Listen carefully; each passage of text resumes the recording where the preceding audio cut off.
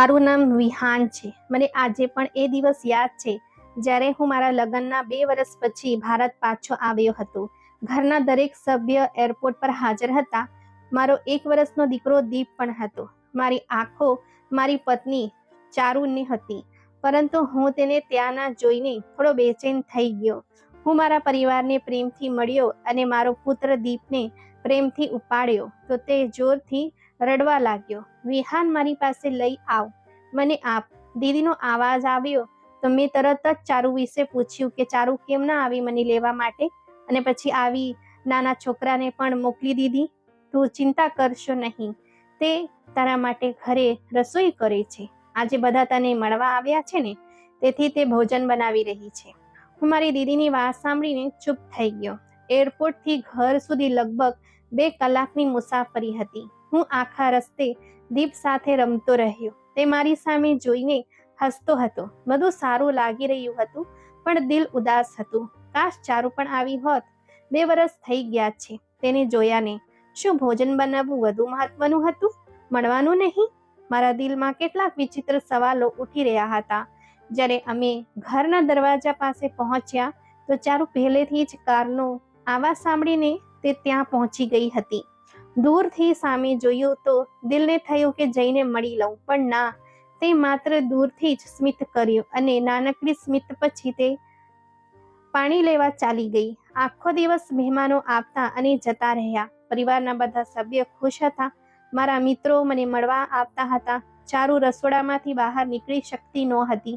ક્યારેક કોઈને ચા આપતી તો ક્યારેક કોઈને ભોજન આપતી. મને એવું લાગતું ન જાણે મારી ચારુ ક્યાંક ખોવાઈ ગઈ છે. સાંજ પડતા મહેમાનો થોડા ઓછા થઈ ગયા. બધા ભોજન કરવામાં વ્યસ્ત હતા. વિચાર્યું કે ચારુને કંઈક મદદ કરું. સવારથી કામ જ કરે છે. હજુ હું ઊભો જ થયો હતો કે મારી માતાએ મને બોલાવ્યો. વિહાન, મારી પાસે આવીને બેસો. મેં કહ્યું, મારે ચારુ સાથે કંઈક વાત કરવી છે. હું આવી રહ્યો છું. તેને છોડી દો. તે તેનું કામ પૂરું કરીને પાછી આવી જશે. એમ પણ તે શું કામ કરે છે? તે આજે પોતે જ કરવા લાગી છે. તેને તે કરવા દે. મને આશ્ચર્ય થયું, કારણ કે હું આ ચારુ વિશે બીજી વાર સાંભળી રહ્યો હતો. ચારુ વિરુદ્ધ આ આગ મારા દિલમાં લાગી રહી હતી. જ્યારે દીદીએ ચારુને કામ ન કરવાનું કહ્યું અને સાથે મમ્મીએ પણ ચારુને ઠપકો આપવા લાગી, ત્યારે હું પણ ચૂપચાપ બેસી ગયો અને વિચારવા લાગ્યો કે કદાચ મમ્મી સાચું કહેતી હશે અને તે મારી માતા છે. ખોટું શા માટે બોલશે? જ્યારે બધા રાતે સુવા ચાલા ગયા ત્યારે ચારુ સાથે કંઈક વાત કરવાનો મોકો મળ્યો. ચારુ, તું આટલી ચૂપ કેમ રહે છે? તું બહુ વાતો કરતી હતી ને? તને યાદ છે, આખો દિવસ ઓફિસમાં અમે તને ચૂપ કરાવતા હતા. ક્યારેક ઘણા ઝઘડા થતા અને ક્યારેક મેડમ નિમ્મી સાથે. વાસ્તવમાં ચારુ અને હું એક જ ઓફિસમાં કામ કરતા હતા. મને પહેલા દિવસથી જ ચારુ પસંદ હતી. જ્યારે તે પહેલા દિવસે જોબ પર આવી હતી તે એકદમ માસૂમ હતી. અમે 4 વર્ષથી સાથે નોકરી કરી. પછી જ્યારે મને બહાર જવાનો મોકો મળ્યો ત્યારે મેં નોકરી છોડી દીધી. પણ તને ક્યારે ભૂલ્યો નહીં. તને અપનાવવા માંગતો હતો. ત્યારે માતાને સમજાવ્યું, જે ખૂબ જ મુશ્કેલ કામ હતું, અને પછી આખરે આપણે એક થઈ ગયા. હું મારા લગ્નમાં માત્ર 2 મહિના માટે જ આવી શક્યો. લગ્ન પછી અહીં અને ત્યાં મેજબાની એવું ફરવાનું ચાલુ રહ્યું. આખો મહિનો વીતી ગયો, ખબર પણ ન પડી. વિહાન, હું બસ. ચારુ એટલું જ કહ્યું હતું કે દીપ રડવા લાગ્યો. ચારુ તેને ચૂપ કરવા પ્રયત્ન કરવા લાગી. હું ક્યારે સૂઈ ગયો મને ખબર જ ના પડી. સવારે દીપના રડવાનો અવાજ આવતા હું જાગી ગયો. ચારુ, દીપને જુઓ ને, તે કેમ રડે છે? દીપ બહુ રડતો હતો એટલે હું જ ઊભો થયો. ચારુ ક્યાં છે? આટલું કહેતા હું દીપ સાથે રૂમની બહાર આવ્યો. ત્યારે મેં ફરીથી ચારુને રસોડામાં જોઈ. ચોખા ઓછા છે ચારુ, વધુ ચોખા લાવવાના છે. જ્યારે માતાનો અવાજ મારા કાને પહોંચ્યો હું થોડીવાર માટે થંભી ગયો. બધા ડાઇનિંગ ટેબલ પર હતા, સિવાય ચારુના. માતાએ મને જોયો તો બોલાવ્યો, આવ દીકરા, નાસ્તો તૈયાર છે. જુઓ, તારા બધા ભાઈઓ અને બહેનો હાજર છે. મમ્મી, ચારુ ક્યાં છે? દીપને ભૂખ લાગી છે. તો દીદીએ કહ્યું, લાવ લાવ, દીપને મને આપો. તું ફ્રેશ થઈ જા, આનું હું ધ્યાન રાખું છું. આજે ફરીથી ચારુ એકલી અને સમગ્ર પરિવારમાં ઓછામાં ઓછા 25 લોકો હશે. ચારુ રસોઈ બનાવવામાં વ્યસ્ત હતી. મમ્મી તો કહેતી હતી ચારુ કોઈ કામ કરતી નથી, માત્ર કાલે જ કર્યું હતું. તો અત્યારે શું હતું? ચારુ, તારું અને મારું ખાવાનું બહાર લઈ આવ. મેં જે કહ્યું તે કદાચ કોઈને ગમ્યું નહીં, પરંતુ કંઈક એવું હતું જે મને પણ ગમ્યું ન હતું. સવારથી બપોરથી સાંજ સુધી ચારુનું એક જ કાર્ય હતું, તે દરેકની ઈચ્છા પૂરી કરવામાં વ્યસ્ત હતી. હું સમજી ગયો હતો કે ચારુ આટલી ચૂપ કેમ થઈ ગઈ છે. હું ઘરમાં આવ્યા પછી ચારુનો ચહેરો બદલાવા લાગ્યો હતો. કદાચ મારા ગયા પછી બધા તેના પર પ્રભુત્વ મેળવશે, તેથી જ થોડું નિયંત્રણ મેળવતી હતી. સમય પસાર થતો રહ્યો. હવે તે કામ છોડી નાખતી હતી. મને કામ કરવા કહેતી તો હું ખુશીથી તેની મદદ કરવા ઊભો થઈ જતો. આજે મમ્મીનો અવાજ આવ્યો, ચારુ નાસ્તો તૈયાર કર, રૂપલ આવી છે. રૂપલ મારી દીદીનું નામ હતું, જેના લગ્ન અમારા ઘર પાસે પિતાના મિત્રના છોકરા સાથે થયા હતા. દીદી લગભગ દરરોજ અમારા ઘરે આવતી જતી હતી. ચારુની કમરમાં ખૂબ દુખાવો હતો. મારી ના પાડવા છતાં તે રસોડામાં ગઈ અને નાસ્તો બનાવવા લાગી. કારણ કે દીપ હજુ સૂતો હતો, તેથી હું દીદી સાથે વાત કરવામાં વ્યસ્ત થઈ ગયો. દીદી અમારા બધા ભાઈઓ અને બહેનોથી ખૂબ પ્રેમ કરતી હતી અને અમે બધા તેને ખૂબ પ્રેમ કરતા હતા. વિહાન જમી લે અમારી સાથે. હા, આવું છું. હું માથું હલાવીને ઊભો થયો અને ચારુની મદદ કરવા લાગ્યો. આ વાત કોઈને સારી ન લાગી અને બધા આશ્ચર્યમાં પડી ગયા. ચારુ પણ દીપ સાથે રૂમમાં ચાલી ગઈ. પછી દીદી અને હું એકબીજા સાથે વાત કરવા લાગ્યા. વિહાન, તું જાણે છે, હું તમારા બધાથી ખૂબ પ્રેમ કરું છું. હું ક્યારેય એવું ઈચ્છતી નથી તમે લોકો ખુશ ન રહો, પરંતુ જો તમે તમારી કેટલીક સલાહ પર અમલ કરશો તો તમે ખુશ રહેશો. આગળ તમારી મરજી. હું તમારા પર દબાણ તો ન કરી શકું. દીદી, તમે કહો. તમે જાણો છો કે અમે બધા બહેનો અને ભાઈઓ તમે અને મમ્મી જે બોલો છો તે ચોક્કસપણે મહત્વ આપીએ છીએ. વિહાન, તું તારી પત્નીને મદદ કરે છે તે કર, પરંતુ એટલી હદે કે કોઈ તને જુએ નહીં. તે સારું નથી લાગતું. તું વાસણો ઉપાડે છે અને સ્ત્રીઓનું કામ કરે છે. જે આદત તું આજે પાડીશ તે કાલે આદત બની જશે. જે તેનું કામ છે તેને કરવા દે, તે ધીમે ધીમે કરી લેશે. અને જો આ આદત પડી ગઈ તો તારે હંમેશા તેની મદદ કરવી પડશે. બહેનના શબ્દો મારા દિલને સ્પષ્ટાયા. જેમ જેમ દિવસો વીતતા ગયા તેમ તેમ ચારુ કામોમાં વ્યસ્ત રહેવા લાગી. જ્યારે મારું દિલ કહેતું તો ફક્ત દીપ માટે દૂધ બનાવી દેતો, આનાથી વધુ કંઈક નહીં. મમ્મી ઈચ્છતા નહોતા કે હું ફરી વિદેશ જાઉં. પછી હું ત્યાં જ રહી ગયો. કારણ કે હું કપડાં કંપનીમાં કામ કરતો હતો, તે માટે મેં ઘરે આ કામ શરૂ કર્યું. હું ઘરે રહીને કમ્પ્યુટરથી ઓનલાઈન કપડાં વેચીને સારું કમાઈ લેતો. સમય પસાર થતો ગયો. બધું નોર્મલ હતું.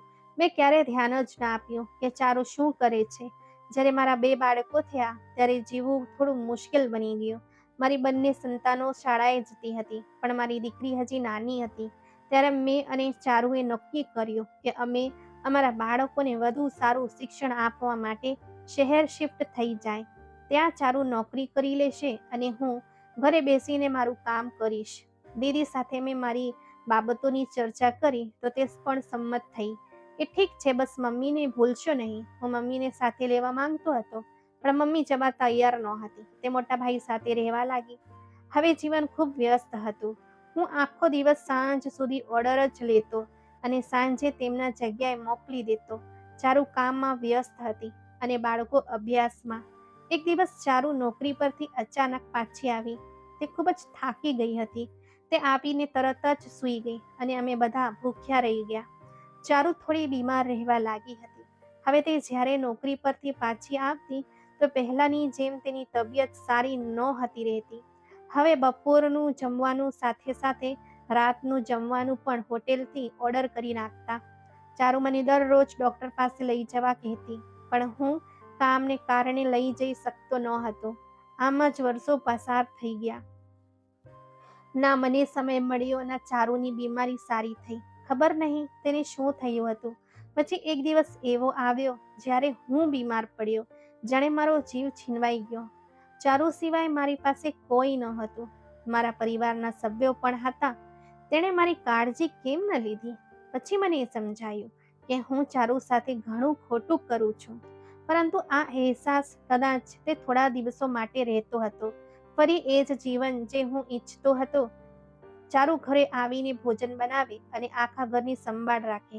અને જ્યારે વાત મારી મદદની હોય ત્યારે હું મારા થાકને આગળ લાવતો અને મારી દીદીની કહેલી તે વાતો કે પત્નીની વધારે મદદ ન કરતો, નહીં તો આખી જિંદગી કામ કરવું પડશે, તે વાતો મારા મનમાં હાજર હતી. ચારુ અને મેં લડવાનું શરૂ કર્યું. ક્યારે તે સમય ન આપવા માટે તે મારી સાથે ઝઘડો કરતી, તો ક્યારેક જમવાનું બનાવવા માટે, તો ક્યારેક તમારા પરિવારના સભ્યો અને ક્યારેક મારા પરિવારના સભ્યો. આવી જ રીતે ઝઘડો કરતા સમય પસાર થવા લાગ્યો. ક્યારે સંમત થતા તો ક્યારેક ઝઘડો કરવા લાગતા. આજે હું ખૂબ જ દુઃખી છું. ચારુ હોસ્પિટલમાં છે, તે ડ્રીપ પર છે અને હું ખૂબ જ એકલતા અનુભવું છું. બસ હું અને મારા બાળકો, બીજું કોઈ નથી. મારા પરિવારના સભ્યો ચારુની ખબર પૂછીને ચાલા ગયા છે. ચારુની માતા સિવાય બીજું કોઈ નથી જે ચારુ માટે પરેશાન હોય. મને તે દિવસો યાદ આવે છે. અમે ઝઘડો કરતા હતા, અમારો સમય બગાડતા હતા.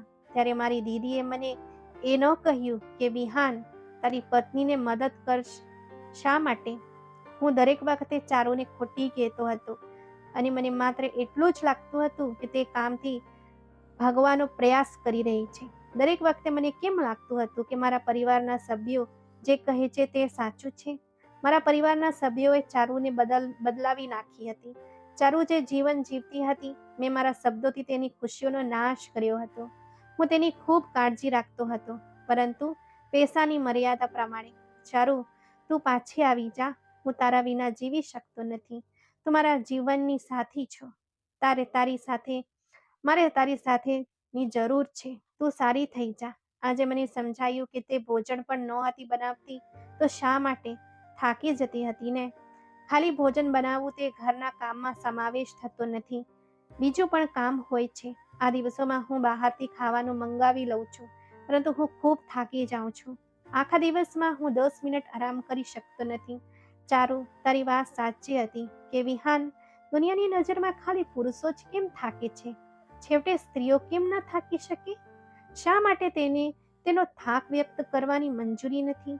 હું ચોક્કસપણે મારા ભાઈઓને કહેવા માંગુ છું કે જે ભૂલ મેં કરી છે, મિત્રો, તમે લોકો ક્યારેય કરતા નહીં.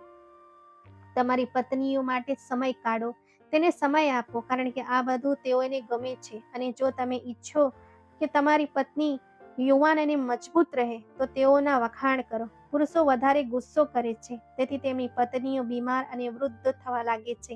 અને હજુ એક વાત, આપણા પરિવારના સભ્યો આપણેથી જેટલો પ્રેમ કરે છે ને, એટલો પ્રેમ આપણી પત્નીને કદાચ આપી શકતા નથી. અને પત્ની તમારી છે, ન કે મોહલ્લાના લોકોની. અને તેને તમારા ઘરને સંભાળી રાખ્યું છે. તેથી તેને વધુ મજબૂત બનાવવા માટે તમારા પ્રેમ અને મદદની જરૂર પડે છે. તમારી પત્નીઓને તેમના કામમાં મદદ કરો, જેથી તેઓ થાકી પણ જાય ને ત્યારે પણ તમારો સાથ તેમનો સહારો બને અને તમારું જીવન હંમેશા સુખમય બની રહે. મિત્રો, પૈસા કરતાં પત્નીને તેના પતિના સાથ અને સમયનું જરૂર હોય છે. એકવાર સમય પસાર થઈ જાય છે ને, પછી તે પાછો આવતો નથી. એટલા માટે લગ્ન જીવન એકબીજાને ટેકો આપીને સુખી અને સમજદારીથી જીવવું જોઈએ. તો મિત્રો, આજની વાત તમને કેવી લાગી છે? લાઈક, કોમેન્ટ કરીને જરૂરથી જણાવજો. તમારા ચેનલ પર નવા છો તો સબસ્ક્રાઇબ કરવા ભૂલતા નથી. Thank you.